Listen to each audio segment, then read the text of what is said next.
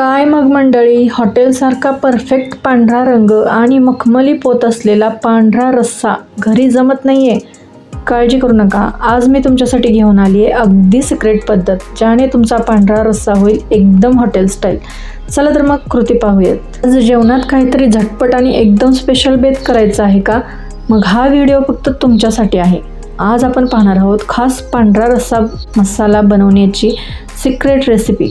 Video अजिबात skip करू नका, शेवटपर्यंत नक्की पहा.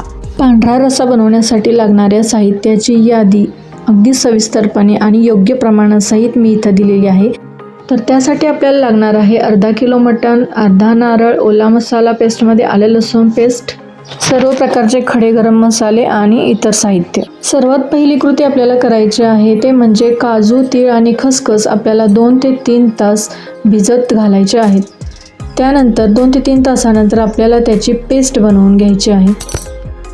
इथे मी अर्धा किलो मटण घेतलेलं आहे. मटण अगदी स्वच्छ करून घ्यायचं आहे. स्वच्छ करताना एवढी काळजी घ्यायची आहे की त्याच्यातील चरबी निघून नाही गेली पाहिजे.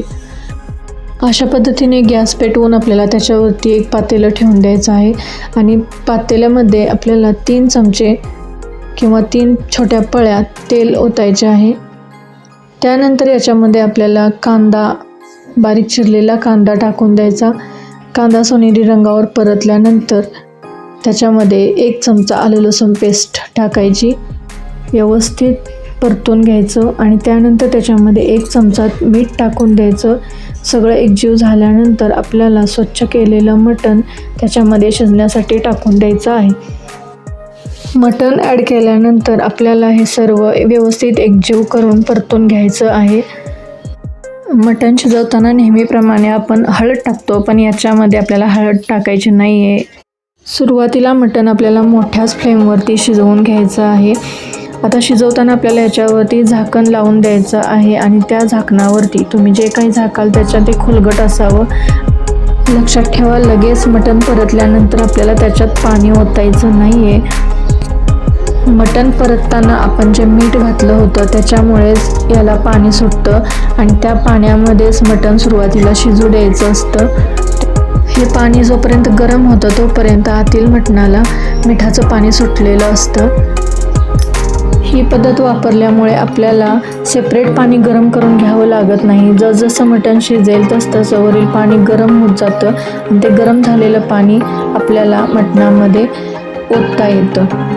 2 ते 3 वेळा हे आपल्याला रिपीट करावे लागेल जोवर आपलं मटण शिजत नाही तोपर्यंत.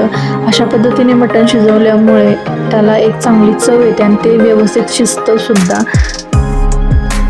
कुकरमध्ये सुद्धा तुम्ही हे मटण शिजवू शकता, पण जी चव अशा पद्धतीने शिजवल्यामुळे येते ती चव कुकरमध्ये शिजवल्यामुळे येत नाही. तर अशा पद्धतीने आपण हे मटण शिजवून घेतलेलं आहे. एक अर्ध्या तासात मटण शिजतं. शिजलेलं मटण आता आपण काढून घेऊयात. हे शिजलेलं मटण आपल्याला सुक्कं बनवण्यासाठी वापरायचं आहे आणि आपला महत्त्वाचा जो पार्ट आहे ते म्हणजे हे अळणी पाणी, मटण शिजवून घेतलेलं अळणी पाणी. पांढऱ्या रश्श्यासाठी लागणारा सर्वात महत्त्वाचा पार्ट म्हणजे नारळाचं दूध. आता हे नारळाचं दूध काढून घेण्यासाठी आपल्याला एक नारळ अशा पद्धतीने खवून घ्यायचा आहे. नारळ खवून घेतल्यामुळं काय होतं की त्याचा काळा जो पार्ट आहे तो त्याच्यामध्ये मिक्स होत नाही आणि आपलं दूध हे पांढरं शुभ्र असं दुधासारखं दूध असं मिळतं. तर या पद्धतीने मी हा नारळ खवून घेतलेला आहे. आता या खवलेल्या नारळाचं आपल्याला दूध काढायचं आहे. खवलेल्या ओल्या खोबऱ्यामध्ये पाणी टाकून आपल्याला हे मिक्सरमधून फिरवून घ्यायचं आहे. मिक्सरमधून अशासाठी फिरवून घ्यायचं की ते व्यवस्थित एकजीव होतं आणि परफेक्ट आपल्याला नारळाचं दूध मिळतं. आता हे पाणी टाकलेलं ओलं खोबरं एकजीव झालेलं आहे पाण्यासोबत आणि ते आता आपण काय करायचं आहे, एका कपड्यामध्ये, एका सुती कपड्यामधून ते गाळून घ्यायचं आहे. 2 ते 3 तासांपूर्वी भिजत घातलेले काजू, तीळ आणि खसखस याची आता आपल्याला पेस्ट करून घ्यायची आहे. तर या पद्धतीने मी पेस्ट बनवून घेतलेली आहे. आता ही सर्व प्रोसेस आपल्याला मटण शिजवत असतानाच करून घ्यायची आहे, जसं की नारळाचं दूध काढणं, पेस्ट तयार करणं. आता आपण फोडणीसाठी लागणाऱ्या पांढऱ्या रश्श्यासाठी जे आपण फोडणी देणार आहोत त्याच्यासाठी लागणाऱ्या साहित्याची तयारी करून घेऊयात. तमालपत्र, मसाला ओला वेलची, हिरवी वेलची, लवंग, मिरे, काळे मिरे, दालचिनी आणि स्टारफूल. आणि हिरव्या मिरच्या आपण अशा 2 ते 3 हिरव्या मिरच्या बारीक करून ठेचून घ्यायच्या. मटण शिजवून घेतल्यानंतर त्यातील मटण आपण बाजूला काढून घेतलेलं आहे. आणि हे आता अळणी रस्सा आहे. या अळणी रस्स्याला आता आपण फोडणी देऊयात. फोडणी देण्यासाठी आपल्याला इथे 2 ते 3 चमचे तेल टाकायचे आहे.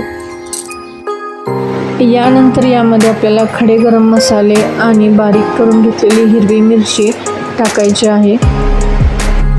यानंतर आपण जी काजू मसाल्याची पेस्ट बनवून घेतली होती ती पेस्ट आपल्याला या तेलामध्ये टाकून द्यायची आहे. पेस्ट टाकल्यानंतर ती व्यवस्थित परतून घ्यायची आहे. परतताना त्याचा एक खमंग वास आपल्याला सुटतो. त्यावेळी समजायचं की ही आपली व्यवस्थित तेलामध्ये भाजलेली आहे. पेस्ट तेलामध्ये व्यवस्थित परतून घेतल्यानंतर याच्यामध्ये आपल्याला हा अळणी रस्सा ओतायचा आहे.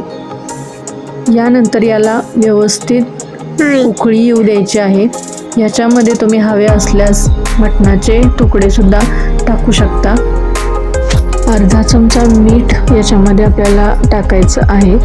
याआधीच आपण मटण शिजवून घेताना 1 चमचा मीठ घातलं होतं, त्यामुळे मीठ थोडंसं बघूनच चवीनुसार घालायचं आहे. या रश्श्याला व्यवस्थित उकळी येऊ द्यायची आहे. चांगली उकळी आल्यानंतर याच्यामध्ये आपल्याला नारळाचं दूध ओतायचं आहे.